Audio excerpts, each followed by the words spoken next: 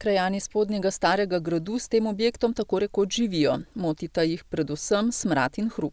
To se je dogaja leta in leta, boljšnje ni več, smrdi skoraj vsak dan. Zdaj zadnje čase se je začelo to kar pojavljati, v bistvu. Je pa tako, po noči precej hrupno, zato ker oni delajo na sortirni liniji oziroma na drobljenju 3 izmene. To so dosti glasne zadeve, se pravi hrup, smrad, ropot. Zaskrbel pa jih je predvsem požar, ki je na centru izbruhnil v začetku avgusta. Zagorelo je 150 ton mešanih komunalnih odpadkov, kamor spadajo tudi kosovni odpadki. Prav izgledal je tako dosti grozen. Seveda so se potem tudi določena vprašanja postavila. Na to temo je bil tudi sklican sestanek krajevnih skupnosti. In pa zdaj neke določene odgovore smo strani gospoda predsednika uprave Milenka Mohe tudi dobili.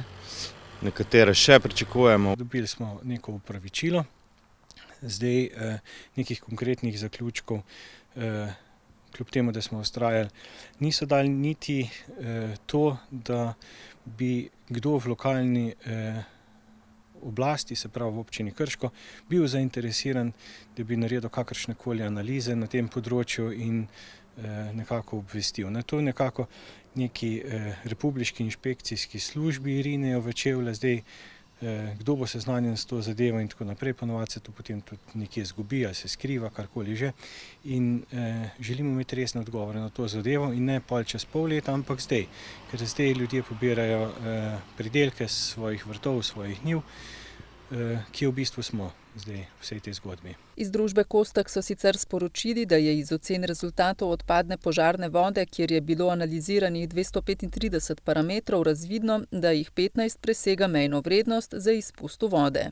Za te elemente je bilo v tem neodvisnem mnenju ugotovljeno, da so dejansko organski polutanti, ki se v bistvu manjše koncentracije, ki se bodo v bližnji prihodnosti nekje razgradili, zato nekje in razkrojili, zato ni ocenjeno, se pravi, se ne predvideva nekaj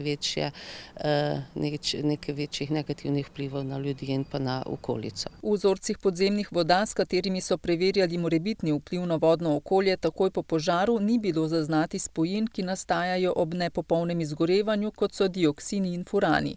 A bodo po zadostni količini padavin vzorčenje ponovno izvedli, s čimer bodo preverili morebiten zakasneli učinek. Rezultate analiz odvzetih vzorcev tal pa še pričakujejo. Naša zahteva je bila vedno, da se to, kar je zdaj razsipano tam po vsem tem okolju, postavi v eno zgradbo, ki bo, tako bom rekel,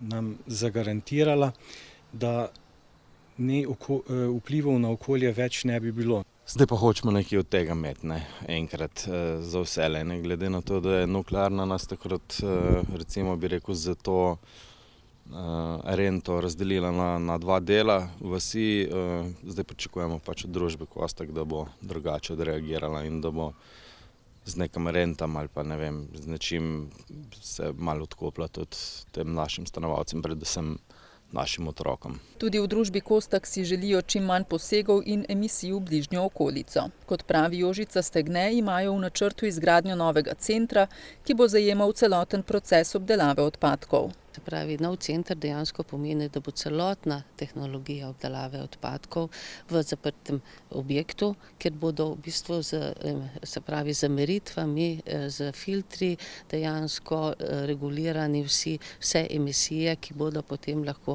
še izhajale iz takega objekta. Za novi center je tudi že pripravljena študija protipožarne varnosti, ki, kot poudarja Stegnetova, predvideva najnovejšo tehnologijo. Se pravi, tehnologija odprtih cevi, cevnih sistemov za gašenje požara ob najmanjših, bom rekla, prekoračitvah